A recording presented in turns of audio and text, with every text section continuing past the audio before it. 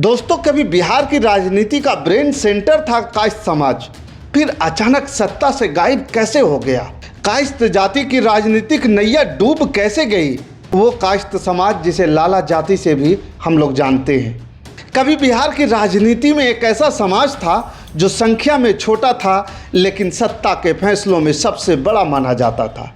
सरकारें बदलती थी, मुख्यमंत्री बदलते थे, लेकिन सत्ता के गलियारों में एक नाम हमेशा प्रभाव में रहता था, वो था कायस्थ जाति। कलम, कानून, प्रशासन और राजनीति, हर जगह इस समाज का दबदबा था। लेकिन आज बिहार की राजनीति में वही कायस्थ समाज, वही लाला जाति लगभग हाशिए पर क्यों दिखता है? क्या यह सिर्फ एक जाति की राजनीतिक गिरावट है या फिर बिहार की राजनीति के चरित्र बदलने की कहानी? दोस्तों नमस्कार, मैं हूं पवन चंचल और आप देखना शुरू कर चुके हैं जनजोश न्यूज़। अगर आप इसे फेसबुक पे देख रहे हैं तो फॉलो कीजिए और यूट्यूब पे देख रहे हैं तो सब्सक्राइब कीजिए। बिहार की राजनीति में कायस्थ समाज की यानी कि लाला जाति की ताकत इतनी बड़ी थी कि आप अंदाज़ा नहीं लगा सकते थे। ब्रिटिश दौर से ही कायस्थ समाज प्रशासन और शिक्षा में आगे माना जाता था। अंग्रेजों के समय अदालत, राजस्व विभाग और सरकारी लेखा जोखा में बड़ी संख्या में कायस्थ अधिकारी मौजूद थे, क्योंकि इस समाज ने सबसे पहले अंग्रेजी शिक्षा अपनाई। प्रशासनिक पकड़ बनी, राजनीतिक नेटवर्क बना और सत्ता के फैसलों में सीधा प्रभाव पैदा हुआ। उस दौर में कहा जाता था, सरकार चाहे किसी की हो, फाइल और फैसलों पर पकड़ कायस्थों की होती थी। दिशा देने वाले कायस्थ के बड़े चेहरे डॉक्टर राजेंद्र प्रसाद, भारत के पहले राष्ट्रपति, संविधान सभा के अध्यक्ष, बिहार की राजनीतिक पहचान का सबसे बड़ा राष्ट्रीय चेहरा। उनकी सादगी और बौद्धिक छवि ने कायस्थ समाज को राष्ट्रीय नेतृत्व का प्रतीक बना दिया।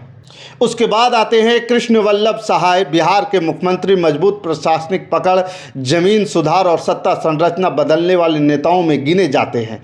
उन्होंने बिहार की राजनीति में प्रशासनिक ताकत का नया मॉडल खड़ा किया।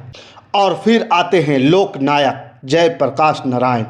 अगर बिहार की राजनीति में किसी एक नेता ने सत्ता की पूरी धुरी हिला दी तो वो थे जयप्रकाश नारायण। जेपी सिर्फ नेता नहीं थे, वो आंदोलन थे। 1974 का छात्र आंदोलन बिहार से शुरू हुआ और दिल्ली की सत्ता तक पहुंच गया।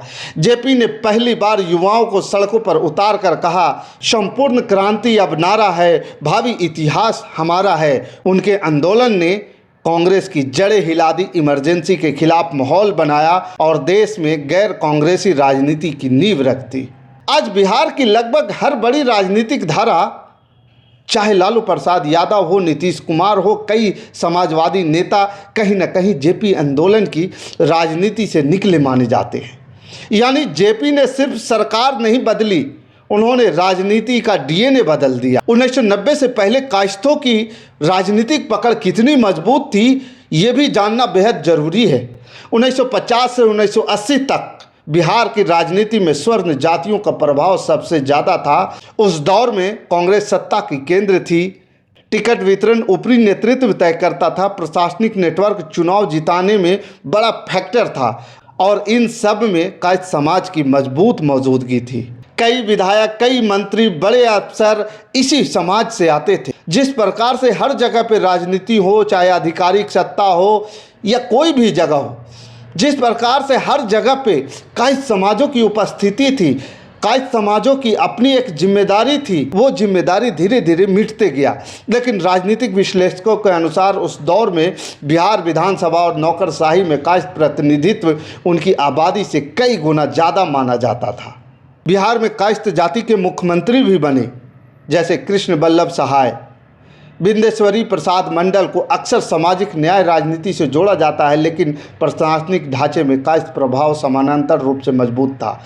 हालांकि बिहार में कायस्थ समाज से सबसे अधिक मुख्यमंत्री नहीं बने, लेकिन सत्ता के भीतर रणनीतिक और प्रशासनिक पकड़ बेहद मजबूत थी। यानी संख्या कम थी लेकिन प्रभाव बहुत बड़ा था। 1990 के बाद बिहार में मंडल राजनीति आई और पहली बार राजनीति का केंद्र योग्यता और प्रशासनिक नेटवर्क नहीं बल्कि जातीय संख्या बन गई। लालू प्रसाद यादव ने पिछड़ी जातियों की राजनीति को नई ताकत दी। यादव मुस्लिम, कुर्मी, दलित और अति पिछड़ा समाज के बड़े वोट बैंक बनकर उभरे और यहीं से बिहार की राजनीति पूरी तरह बदल गई। अब ये भी सवाल उठता है कि किसी एक जाति का अगर राजनीति पकड़ मजबूत होता है तो उस समय कायस्थ जाति की राजनीतिक पकड़ जो है कमज़ोर क्यों हो गई। सबसे पहला जवाब ये है कि आबादी कम थी। कायस्थ समाज की आबादी लगभग 1% से भी कम है। जब राजनीति पूरी तरह से वोट बैंक पर आधारित हुई तो कम आबादी वाले समाज पीछे चले गए। यादव या कुर्मी राजनीति की तरह कायस्थ वोट कभी एक पार्टी के पीछे संगठित नहीं हुआ। साथ ही नई पीढ़ी जो है राजनीति से दूर हो गई। 1990 के बाद युवा कायस्थों में आईएएस, इंजीनियरिंग, मेडिकल, कॉरपोरेट की तरफ झुकाव बढ़ा।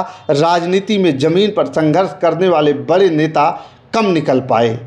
नई राजनीति सड़क आंदोलन और जातीय लामबंदी पर आधारित थी, लेकिन कायस्थ राजनीति बौद्धिक रही, वैचारिक रही, लेकिन जन संघर्ष वाली राजनीति में उतनी आक्रामक नहीं दिखी।